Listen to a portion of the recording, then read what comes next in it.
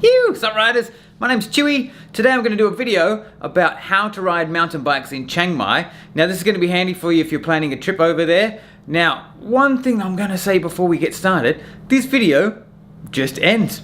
Yeah, there were so many more things that I wanted to film, but 2 days into the trip, I got super sick. I got the flu and I was done. Just laid in bed for the whole entire rest of the trip, so it gets cut quite short. So I'm going to link in the description below the people we use for the tour guide for this trip. Now these guys are professionals, they've been doing it for years and years and years. We actually used these guys over 10 years ago. So X-Biking Chiang Mai is the guys we use. I'm going to put a link to their Facebook page and their website down in the description below. So if you're interested and you like this video, go and check these guys out. Enjoy, guys.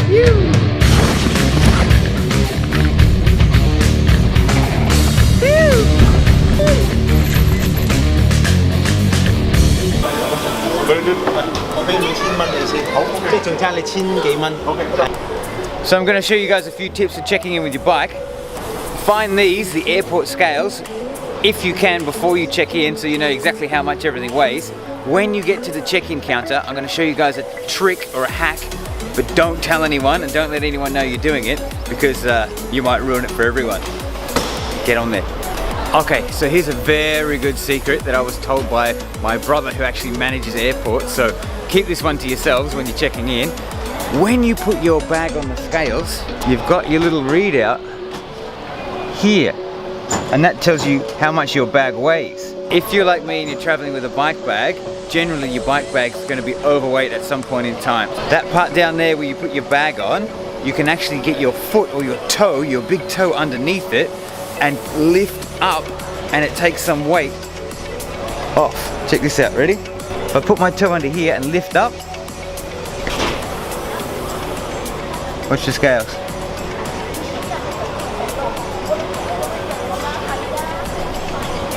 You're actually taking weight off. Now use this sparingly, because the weight is very hard to get it to level out when you've got your toe under it. So when you're lifting up, it's hard to consistently lift up enough weight.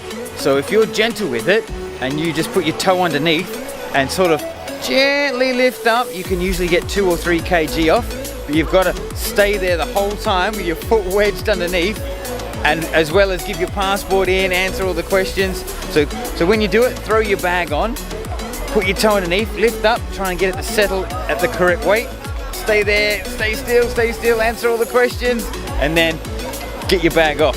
Okay, so that's one tip, very, very useful. Almost all airport baggage weigh systems will work the same way.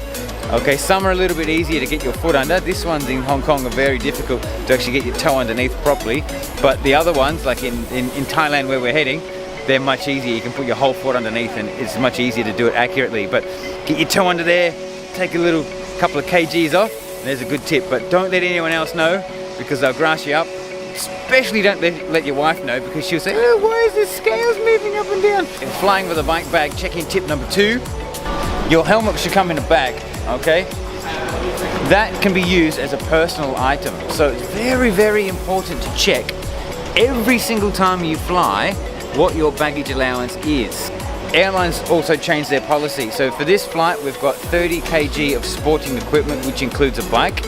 Sporting equipment sometimes doesn't include a bike. Like if you're flying to America in and out internationally, then you need to check and you need to tell them you've got a bike, because as soon as you mention the word bike, you get stuck with another fee. Like it's $150 US every time you fly in or out of America with a bike. Sporting equipment can be different. Every airline has a different policy, and airlines can change their policies, and make sure you check every time you book the flight. This time we have 20 kg of checked bag and a 30 kg bike bag. If you're struggling with your weight, like if you're going on a long trip, you've got loads of different clothes, different spares and things like that, pack your bike bag and try and get it to the 30 kg mark as close as you can. One thing you can do is use your helmet bag as a carry-on item. Now, it is a pain in the neck to carry something extra, but what you can do, some airlines, when you check your bike bag in, they make you take your bike bag around to the oversized baggage area. What you can then do is put your personal item, your helmet bag, back in your bike bag and then lock it up. Okay, so after you've weighed it and checked it in and it's okay, then you can sneak in your personal bag item. So what I do is, I put my helmet and all my riding clothes, I stuff it tight all inside my helmet bag, so that way if I do have to carry it on, it doesn't have any tools or sharp items in it that's not going to let me take it onto the flight. Okay, so behind me is the next step after we check in, and we walk our bags all the way around to this point here, the oversized baggage drop off. Just between those 2 points is where you need to repack your bag. You need to put all your hand carry stuff that you don't want to carry on your flight back in your bike bag, because they don't weigh it after you've checked in. Thank you. Please alight here. Right, so one valuable bit of information that I would have thought that everyone would have known by now is don't put anything sharp in your carry-on bag. He had 2 pairs of scissors. You know how many times we fly together? 2 pairs of scissors. But rookie mistake that was. Yeah, another thing, I like to have a pocket knife on my car keys. Don't forget that, because you drive to the airport and it's on your car keys, and then you forget about it, and then you check in, and by the time you get to customs, you can't recheck it in. So you got to like throw it in the bin. So make sure you don't have anything sharp, and then no more than 100 ml of liquid in your carry-on bag. Make sure that's all in your check bag. So we're checked in. Like I said, this video is going to be about how to ride bikes in Chiang Mai. One thing that I find when you go to a different place to go ride your bike is that sometimes you don't always have a good setup like you do when you go to somewhere like Whistler. You know, you can book everything online, you can see everything online, all the information's there. Even if it's your first time there, you kind of already know what to expect. You can pre-book all your ski lift passes and everything. But somewhere like Thailand in Chiang Mai, if you've never been there before, you don't know what the arrangement is, then it's this video is going to be very useful to you. So what we're going to do in Chiang Mai, we've got a shuttle company booked to pick us up from the airport and then pick us up every morning and drive us to the top of the hill. So there's a few different ways you can do it. We're going to show you our way, and I'll show you a couple of alternative ways that you can get yourself to the top of the hill if you do go to Chiang Mai. It's always good to try and do this research ahead of time, because when you go to somewhere like Thailand, you can't read the language, you can't speak the language. It's very important to get all these sort of tips and stuff out the way, so you can maximize your riding time when you get to your location and do a bit of riding.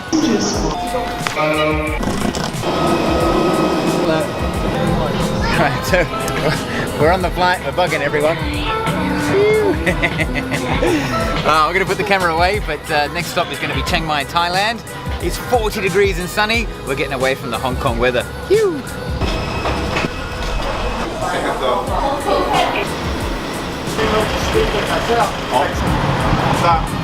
So we've arrived in Chiang Mai, getting picked up by the ex-biking boys. Sawadee Cup! Sawadee Cup! Alright, Chiang Mai style. My twin brother, man. The back of the truck. Phew! Come on.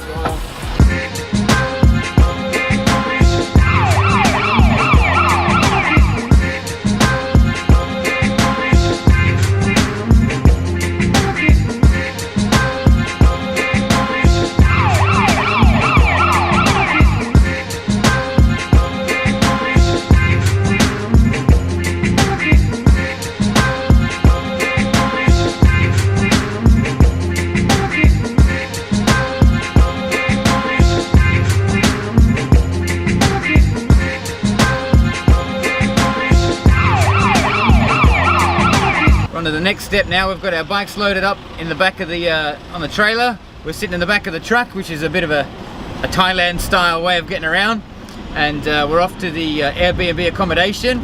We've rented a big 8-bedroom house. Costs like $100 US a night, super cheap, and you split that between everyone. So we're gonna go and check that out next. Say you, lads. You. Right, so this is how you get to the top of the mountain in Chiang Mai. It's a bit of a mission up a long windy road, but it's worth it because the descent is so long.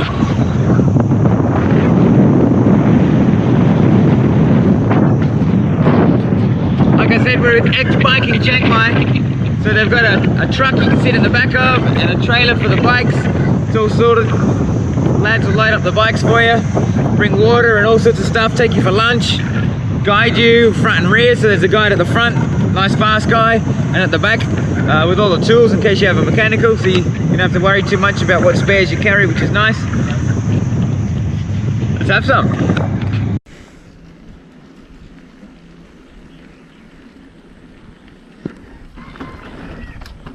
Quick stop for some fresh coffee. Good morning. Did you notice Chiang Mai is full of cocks? That's a pretty big cock.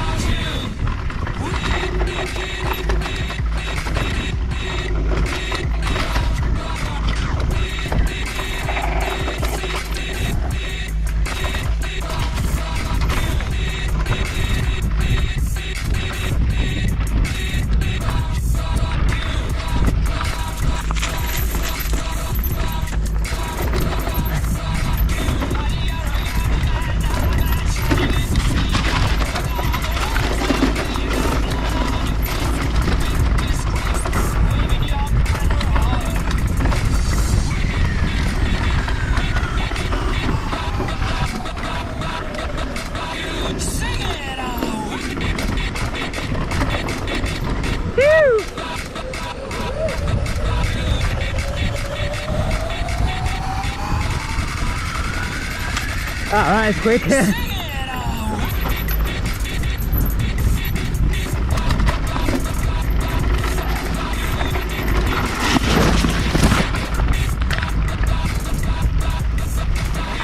Yeah, I just washed it into that tree. I'm down. Yeah, I just washed the front into that tree there. Just got on the upside of this there.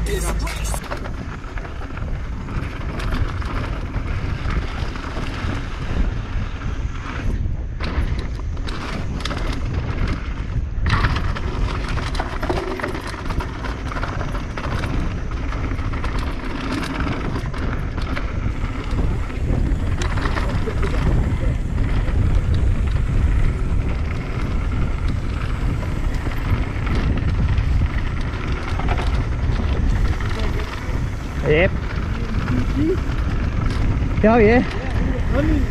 Nice.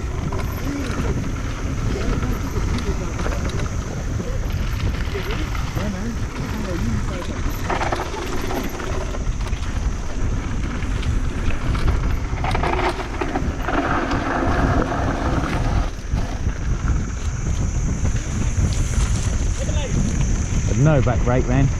It's like, yeah. We'll keep pumping it.